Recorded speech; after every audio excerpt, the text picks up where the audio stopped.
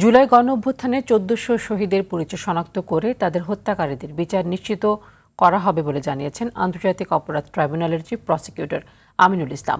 সকালে রায়ের বাজার বুদ্ধিজীবী কবরস্থানে জুলাই গণঅভ্যুত্থানে নিহতদের গণকবর পরিদর্শন শেষে এই কথা জানান তিনি। বলেন, জুলাই আন্দোলনে একটি হাসপাতাল থেকে কয়েকটি মরদেহ নদীতে ভাসিয়ে দেওয়ার তথ্য পাওয়া গেছে, সেই বিষয়ে তদন্ত চলছে।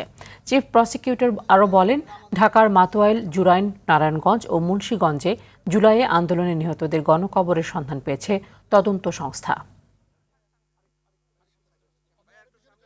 ১৪০০-এর মতো আমাদের শহীদ হয়েছে এবং আমাদের প্রায় ২৫,০০০ পঙ্গত্ববরণ করেছে। প্রত্যেকটি গণকবরে আমাদের যে ডিএনএর মাধ্যমে আমাদের সেই শহীদদের লাশ শনাক্তকরণের জন্য কিছু কিছু রিপোর্ট আমরা পেয়েছি। আরও আমাদের তদন্ত অব্যাহত আছে এবং ঢাকার সন্নিকটে একটি নদীতে একটি হাসপাতাল থেকে অনেক ডেড বডি ফেলে দেওয়া হয়েছে, নদীতে ভাসিয়ে দেওয়া হয়েছে, এই তথ্য আমাদের কাছে আছে।